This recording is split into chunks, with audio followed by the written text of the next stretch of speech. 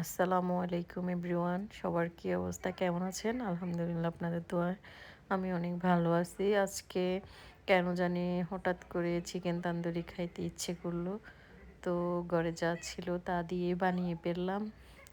আমার সাথে থাকুন, দেখতে থাকুন। এখানে আমি 3টা লেগ পিস নিয়েছি।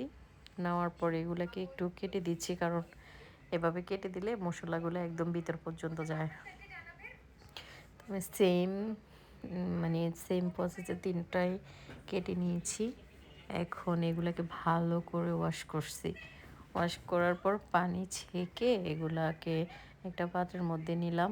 সয়া সস দিলাম, তারপর হচ্ছে টমেটো সস দিলাম। আমি আমার পরিমাণ মতোই দিচ্ছি, এখানে আমি কিছু মেপে দিচ্ছি না।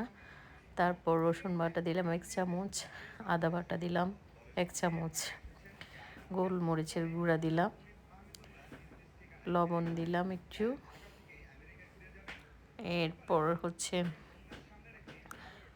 আমি লবণটা একটু বুঝে শুনে দিবেন, কারণ প্রথমে যদি বেশি হয়ে যায় পরে আর কমানো যায় না। এটা বাজার সময়ও একটু দিয়ে দিতে পারবেন। তারপর মরিচের গুঁড়া দিলাম, হলুদের গুঁড়া দিলাম। এই যে আস্তে আস্তে এই যে গোলমরিচের গুঁড়া দিচ্ছি এখন। দেওয়ার পর এখানে এটা গরম মশলার গুঁড়া, এখানে জিরা, ধনিয়া, এলাচ, দারচিনি একদম সব কিছু দেওয়া ছিল। ম্যাজিক মশলা দিলাম একটা, লেবু দিলাম। দেওয়ার পর এটাকে ভালোভাবে মেখে একদম ভালোভাবে মাখতে হবে, যেহেতু একদম ভিতর পর্যন্ত মশলাগুলো চলে যায়। তো আমি এখানে যে ভালো করে মশলাগুলো মেখে পুরা চিকেনের গায়ে দিচ্ছি। দেওয়ার পর এটাকে আমি এভাবে মেরিনেট করে 2 ঘন্টার মতো রাখবো।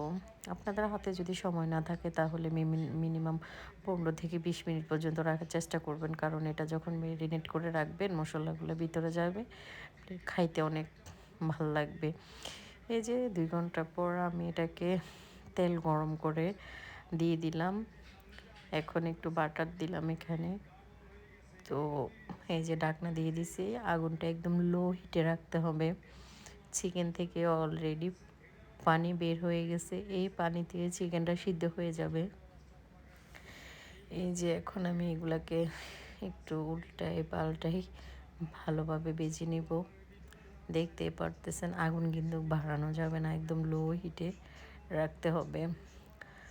মিনিমাম 40 মিনিটের মতো চুলায় রাখবেন, দেখবেন অনেক ভালো লাগবে। এই যে আমার চিকেন অলরেডি হয়ে গেছে। আমি এটা এই যে এই পাশটা একটু লাল লাল করে ভেজে নেব এভাবে। আরও হচ্ছে 5 মিনিটের মতো রাখবো, রাখলে আমার এটা একদম রেডি হয়ে যাবে। এই যে আমার চিকেনের ফাইনাল লুক। মাশাআল্লাহ, অনেক মজা হয়েছে, অনেক মজা হয়েছে।